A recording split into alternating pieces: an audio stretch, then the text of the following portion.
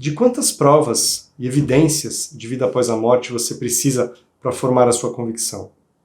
Com certeza, as experiências de quase-morte estão dentre os fenômenos que mais nos fornecem material de reflexão sobre isso.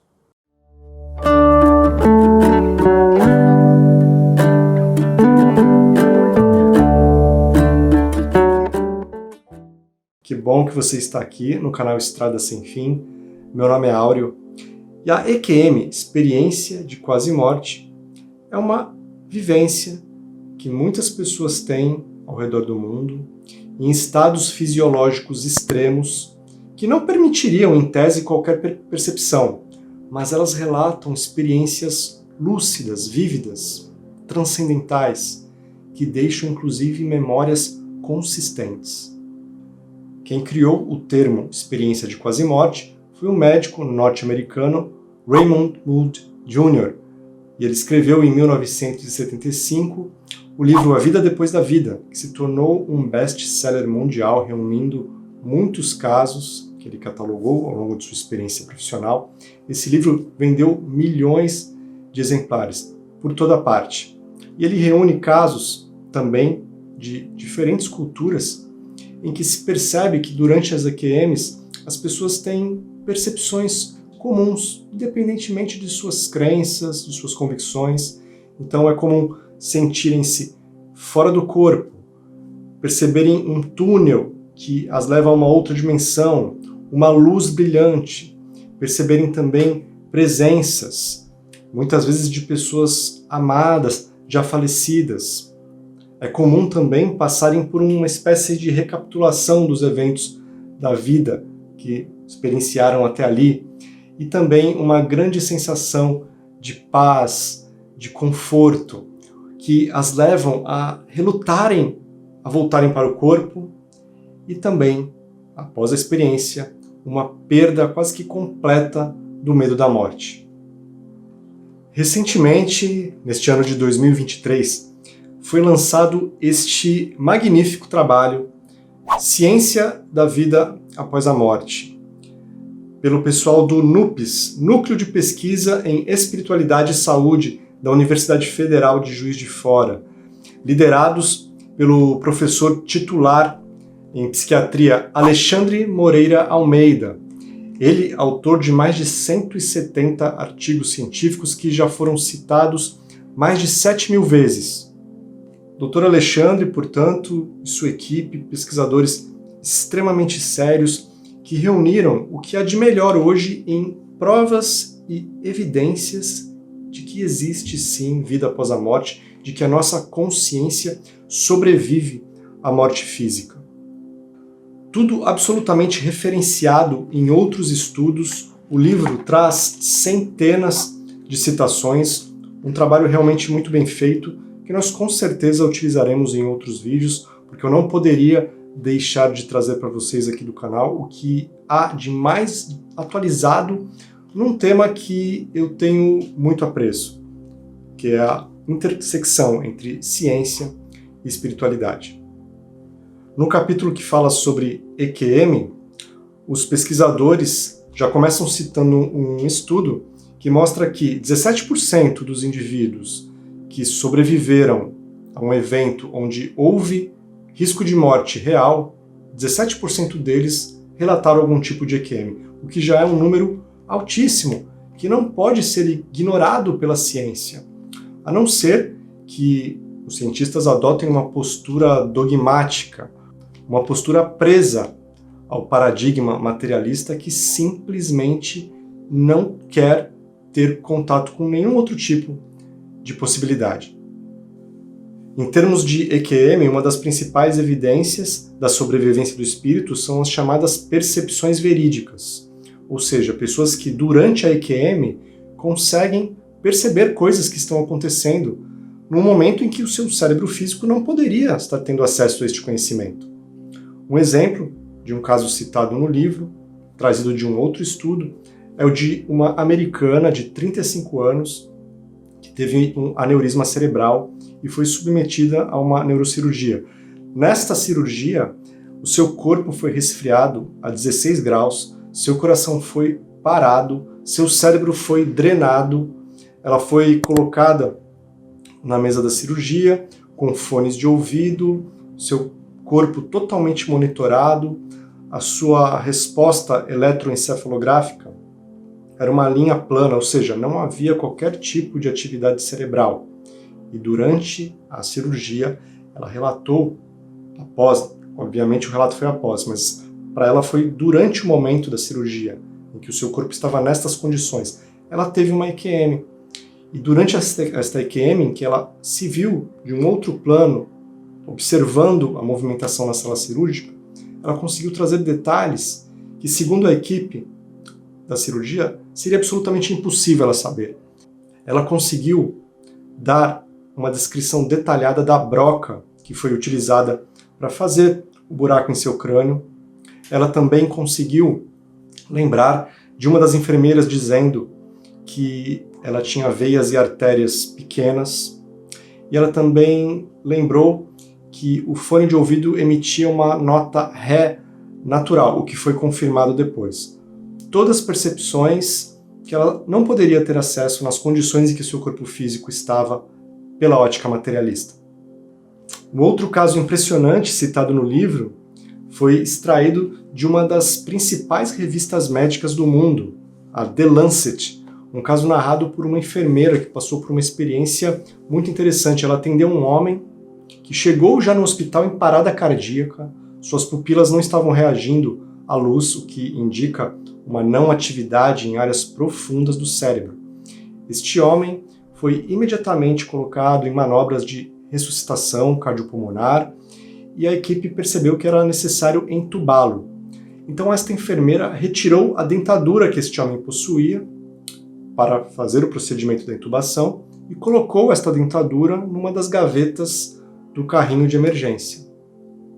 O homem acabou se recuperando e uma semana depois, ao ver esta enfermeira, ele a reconheceu e disse: "Esta enfermeira sabe onde está a minha dentadura.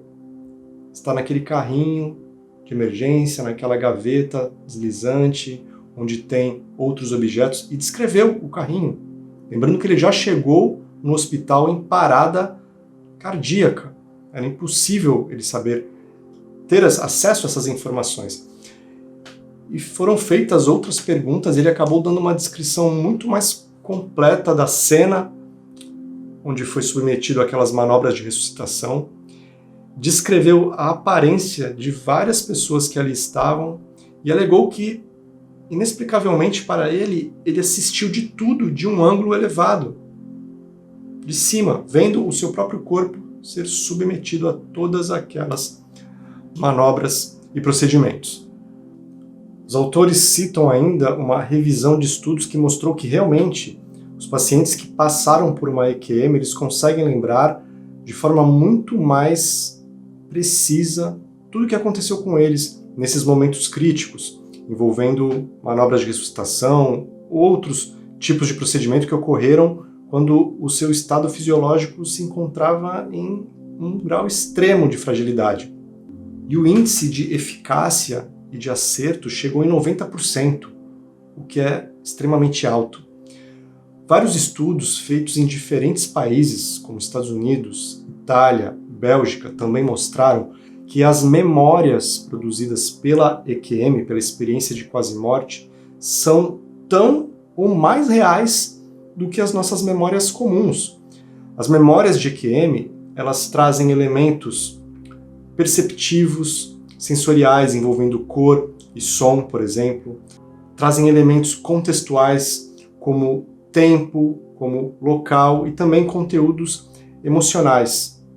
Portanto, são memórias vívidas, consistentes, que para a pessoa que vivenciou é simplesmente algo real que aconteceu, talvez até mais real do que a vida que estamos vivendo aqui neste plano.